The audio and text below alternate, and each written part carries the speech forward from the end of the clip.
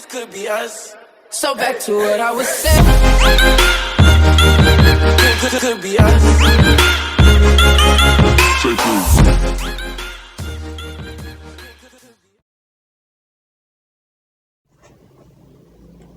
औज़ुबिल्लाहिमिनश्शैतानिर्रजीम बिस्मिल्लाहिर्रहमानिर्रहीम। अस्सलाम वालेकुम, वेलकम टू एचएफ टेक। दोस्तों कैसे हैं आप सब? उम्मीद करता हूँ आप सब ठीक होंगे। तो दोस्तों आज मैं आपको यूट्यूब चैनल में अर्निंग के हिसाब से बताऊंगा कि यूट्यूब पर आप किस तरीके से अर्निंग कर सकते हैं और एडसेंस की रिक्वायरमेंट क्या होती हैं। तो चलते हैं हम अपने आज के टॉपिक की तरफ, लेकिन उससे पहले अगर आपने अब तक हमारा चैनल सब्सक्राइब नहीं किया तो अब इसको सब्सक्राइब कर दें और बेल आइकन पर क्लिक कर दें ताकि हर आने वाली वीडियो की नोटिफिकेशन आपको टाइम पर मिलती रहे। So let's get started. सबसे पहले तो जब आप यूट्यूब पर अर्निंग के लिए आते हैं, हर शख्स जो यूट्यूब पर आता है वो कुछ ना कुछ अर्निंग करने के लिए आता है। तो आपको सबसे पहले ये पता होना चाहिए कि यूट्यूब पर अर्निंग करने के लिए कौन कौन सी चीज़ें ज़रूरी हैं। जैसा कि आप पहले जब यूट्यूब का अकाउंट बनाते थे तो आप उसी वक्त एडसेंस का अकाउंट इसके साथ लिंक कर लेते थे। जैसे आपने यूट्यूब का चैनल क्रिएट किया है, आप साथ ही एडसेंस का अकाउंट बना के उसको उसके साथ लिंक कर लेते थे। लेकिन अब जब आपने यूट्यूब का चैनल बनाना है तो आप इसको एडसेंस के साथ लिंक नहीं कर सकते जब तक आपके पास 1000 सब्सक्राइबर और 4000 घंटे का वॉच टाइम नहीं होगा। आप इसके साथ एडसेंस के साथ लिंक नहीं कर सकते यूट्यूब को। आपके जब 4000 घंटे और 1000 सब्सक्राइबर आपके कंप्लीट होंगे तो आपने यूट्यूब के साथ इसको कैसे लिंक करना है, इसका लिंक आपको डिस्क्रिप्शन बॉक्स में मिल जाएगा। कंप्लीट प्रोसीजर मैं ऑलरेडी इसको बता चुका हूँ। तो जब आप इसको लिंक करते हैं तो ये पॉसिबल है कि आपका जो चैनल है ये उसी दिन या नेक्स्ट डे ही आपका इसके साथ लिंक हो जाए एडसेंस के साथ। लेकिन कभी कभी ऐसा भी होता है आपका चैनल 15 दिन, 20 दिन, 1 महीना आपका कोई रिस्पांस ही नहीं आता। समटाइम आपका चैनल फ्रीज़ हो जाता है। वो इस सूरत में होता है कि अगर आपने किसी किस्म की कोई वायलेशन की हुई है, उनकी जो कम्युनिटी गाइडलाइंस होती हैं उससे आपने हट के वीडियोस बनाई हुई हैं, या फिर आप वो चेक करते हैं कि आपने 1000 सब्सक्राइबर और 4000 आवर्स का वॉच टाइम कैसे कंप्लीट किया है। ये सारी चीज़ें वो चेक करते हैं। उसके बाद आपको वो यूट्यूब के पार्टनर प्रोग्राम में वेलकम करते हैं। अब जब आपका यूट्यूब का पार्टनर प्रोग्राम में आपको वेलकम कर लेते हैं वो, उसके बाद कुछ मज़ीद चीज़ें होती हैं जिनका जानना आपके लिए बहुत ज़रूरी होता है। और वो चीज़ें क्या हैं? कुछ क्वेश्चंस के आंसर मैं आपके अपने प्रीवियस वीडियो में दे चुका हूँ और कुछ के आंसर मैं इसमें आपको दूंगा।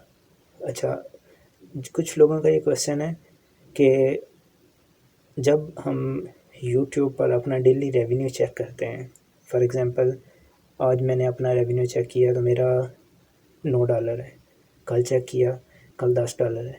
लेकिन जब वो अपना एडसेंस का अकाउंट ओपन करते हैं तो वहाँ पे उनको या तो ज़ीरो बैलेंस लिखा हुआ आ रहा है या उनको $6 लिखा हुआ मिल रहा है या 10 मिल रहा है। तो मैंने अपनी प्रीवियस वीडियो में बताया था कि एडसेंस का अकाउंट 1 महीने में एक दफ़ा अपडेट होता है। फॉर एग्ज़ाम्पल वो डेट कौन सी है वो मैं अपने प्रीवियस वीडियो में बता चुका हूँ, लेकिन आपके अभी भी कन्फ्यूजन क्लियर नहीं हुई। वो क्यों नहीं हुई वो मैं आपको वजह बताता हूँ। अपनी प्रीवियस वीडियो में मैंने बताया अगर आपका जो एडसेंस पे बैलेंस शो हो रहा है वो मसलन 11 से लेकर 11 की रात को अपडेट होना होता है ना, 11 की रात को अपडेट होता है और 15 तारीख तक अपडेट होता है ये। लेकिन इसमें कौन कौन सी डेट शामिल होती है, किस किस डेट से लेकर किस डेट तक आपका बैलेंस उसमें शो होगा, ये चीज़ें मैं आज आपको ब्रीफली बताऊंगा।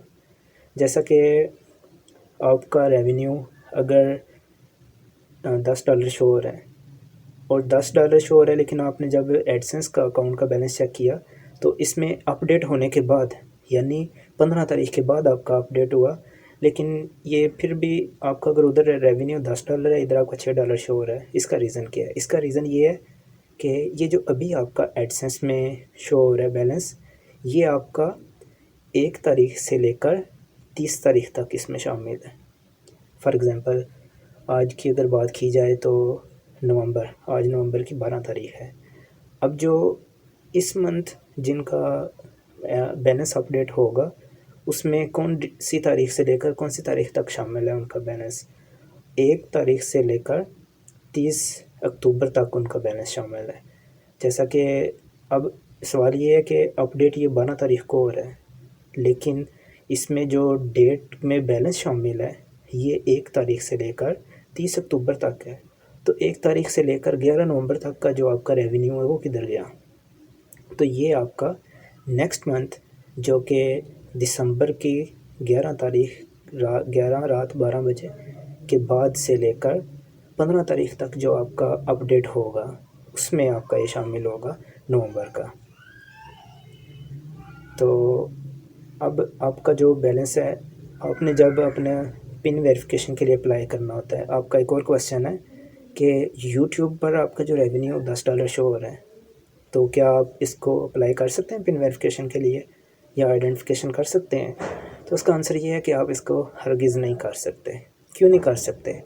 जब तक आपका बैलेंस आपका अपडेट नहीं होगा, एडसेंस पर अपडेट नहीं होगा, तो आप इसको हरगिज़ आप पिन वेरिफिकेशन के लिए अप्लाई नहीं कर सकते। जब आपका एडसेंस पे $10 हो जाएगा तो उसके बाद आप अप्लाई कर सकते हैं। अब इसमें कुछ और ज़रूरी चीज़ें आती हैं। आपका क्वेश्चन है कि आप अभी इस वक्त कराची में हैं, लेकिन आप अप्लाई कर रहे हैं अपना एडसेंस का वेरिफिकेशन के लिए, पिन के लिए आप अप्लाई कर रहे हैं। आपका जो आईडी कार्ड पे एड्रेस है वो आपका लिखा हुआ है गुजरात का लिखा हुआ है या लाहौर का लिखा हुआ है, आप इस वक्त कराची में हैं। तो आपका क्वेश्चन ये है कि आप कौन सा एड्रेस उधर एंटर करेंगे, यानी अपने पिन वेरिफिकेशन के लिए आपका जो लेटर है वो किस एड्रेस पे आएगा। आप जब आपने अपनी आइडेंटिफिकेशन करनी होती है तो उन्होंने आपका जो आईडी कार्ड पे एड्रेस है, आपका जो आईडी कार्ड पे नंबर है, आपका जो आईडी कार्ड पे सन ऑफ लिखा हुआ है, उन्होंने उस चीज़ को वेरीफाई करना होता है। तो अगर आप कराची में हैं तो आप कराची का एड्रेस लिख रहे हैं, लेकिन आपके आईडी कार्ड के ऊपर आपका पंजाब का एड्रेस लिखा हुआ है, तो आपकी पिन नहीं आएगी, क्योंकि उन्होंने वेरीफाई करना है। उन्होंने आईडी कार्ड आपका चेक करना है कि इस पर कौन सा एड्रेस लिखा हुआ है और उसी एड्रेस पे वो पिन आनी होती है। तो अब इसका सलूशन क्या है? इसका सलूशन ये है कि आपको वो जो लेटर है, हरगिज़ वो आपको फ़िज़िकल लेटर नहीं चाहिए। फॉर एग्ज़ाम्पल फ़िज़िकल क्यों नहीं चाहिए, मैं आपको बताता हूँ। अब खारियाँ में आप रह रहे हैं, गुजरात या कहीं भी, आप फ़र्ज़ करें आप पंजाब में रह रहे हैं, तो आपका जो एड्रेस है वो कराची का है। तो इस सूरत में क्या होगा, जो आपका आईडी कार्ड के ऊपर आपका एड्रेस लिखा हुआ है आपने वही लिखना है। वो मैटर नहीं करता वो पंजाब का है या वो सिंध का है या वो कहीं का भी है, आपने सिर्फ वही एड्रेस लिखना है जो आपका आईडी कार्ड के ऊपर लिखा हुआ है। अब वो आपके आईडी कार्ड के ऊपर वो पिन आ जाएगी आपकी, और वो पिन आप अपने घर वालों को बोलें कि आपका एक इम्पॉर्टेंट लेटर आएगा, आप उसको रिसीव कर लें। आप उनसे कॉल करके पूछ लें, उसके ऊपर 4 डिजिट लिखे होंगे, आपने वो इंटर करने हैं 4 डिजिट, और आपने अपनी पिन वेरिफिकेशन कर लेनी है। आइडेंटिफिकेशन कैसे करनी है, वो आपने अपना ओरिजिनल आईडी कार्ड है जो, इसको स्कैन कर लें, इसको कैप्चर करके आप इसको अपलोड कर दें। और ये कैसे अपलोड करना है आपको, ये नेक्स्ट वीडियो में मैं आपको प्रैक्टिकली बताऊंगा। आपने अपनी आइडेंटिफिकेशन कैसे करनी है, आपने अपनी पिन वेरिफिकेशन कैसे करनी है, कुछ ज़रूरी चीज़ें वो आपको प्रैक्टिकली बताऊँगा।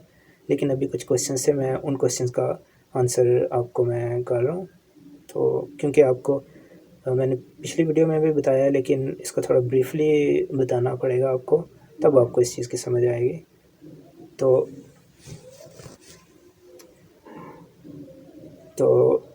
आपने जो अपनी पिन वेरिफिकेशन है वो आपने जब आपकी उसी वक्त इनेबल होगी वो जब आपके $10 एडसेंस के बैलेंस के अंदर कंप्लीट हो जाएंगे। अदरवाइज़ वो आपका जो इंटरफेस है, एक्शन का इंटरफेस जो होता है, जहां आपने अपने पिन वेरिफिकेशन के लिए अप्लाई करना है, वो ओपन नहीं होती। अब आपका क्वेश्चन है कि आप कितनी दफ़ा उसको अटैम्प्ट कर सकते हैं। आप आइडेंटिफिकेशन के लिए भी 3 दफ़ा अटैम्प्ट कर सकते हैं, और आप अपने पिन वेरिफिकेशन के लिए भी 3 दफ़ा अटैम्प्ट कर सकते हैं। और अगर ये 3 दफ़ा में आपका काम नहीं होता, उसके लिए क्या सूरत है वो भी मैं आपको ब्रीफली बता दूंगा। पहले मैं आपको बताता हूँ कि आपने जो अपने आईडी कार्ड की पिक्चर अपलोड करनी है, आप उसको स्कैन करके कर रहे हैं या उसको कैप्चर करके कर रहे हैं, मोबाइल से कैप्चर करके कर रहे हैं, तो आपने फ़र्ज़ करें आपने एक पिक्चर अपलोड की है, वो कहीं से ब्लर है, कहीं से क्रॉप है, जो चीज़ें उनको चाहिए, जो कि उनको क्या चीज़ चाहिए होती है, आपके जो आईडी कार्ड की पिक्चर है वो क्लियर होनी चाहिए। वो अगर आपका नाम ब्लर है या आपके नाम के ऊपर आपके मोबाइल का फ्लैश उसके ऊपर पड़ा है और वो रीडेबल नहीं है, वो पढ़ा ही नहीं जा रहा, और आपका नाम क्या लिखा हुआ है, आपका एड्रेस क्या लिखा हुआ है, आपका सन ऑफ क्या लिखा हुआ है, तो वो कैसे आपको वेरीफाई करेंगे? वो फिर इस सूरत में आपको ईमेल करते हैं, आपको ईमेल करते हैं और आप ईमेल को पढ़ते ही नहीं हैं कि ईमेल में उन्होंने क्या लिखा हुआ है, क्या एरर आया, क्या मसला आया कि आपकी पिन आइडेंटिफिकेशन नहीं हुई। वो आप उसको रीड करें, आप जो उन्होंने चीज़ें लिखी होती हैं कि ये एरर है, आप उसको रिमूव करें।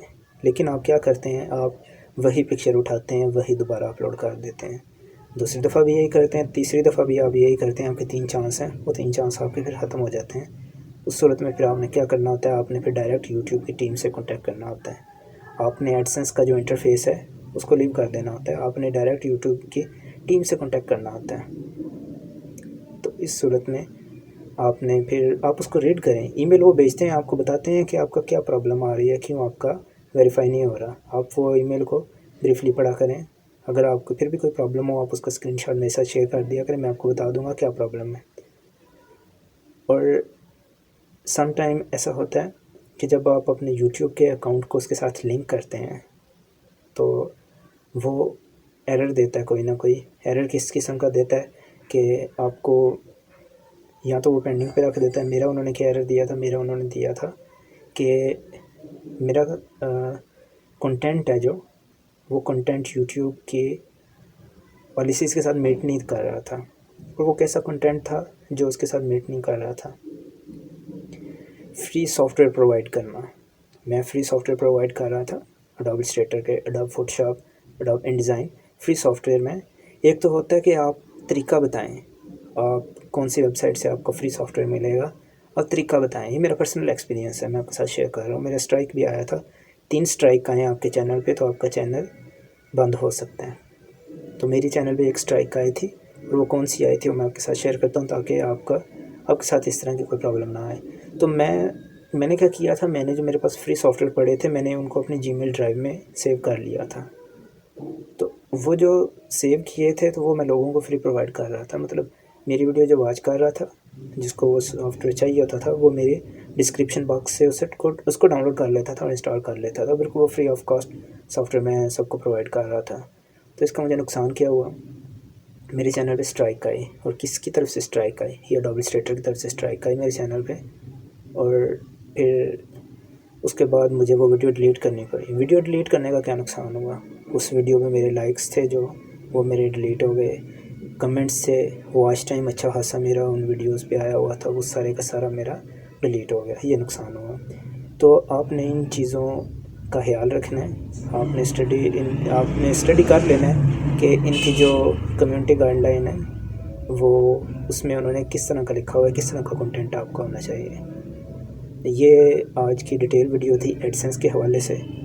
तो आपने अपना जो है कैसे इसको मोनेटाइज चैनल करना है, इसका लिंक आपको डिस्क्रिप्शन बॉक्स में मिल जाएगा। इसके बाद भी अगर आपका कोई क्वेश्चन है तो आप कमेंट सेक्शन में पूछ सकते हैं, आप व्हाट्सएप पे पूछ सकते हैं, और मुझे ईमेल कर सकते हैं। तो दोस्तों ये थी हमारी आज की वीडियो, मिलते हैं हम अपनी नेक्स्ट वीडियो में। तब तक के लिए अल्लाह हाफिज़। If you like my work, like, comment and share my video.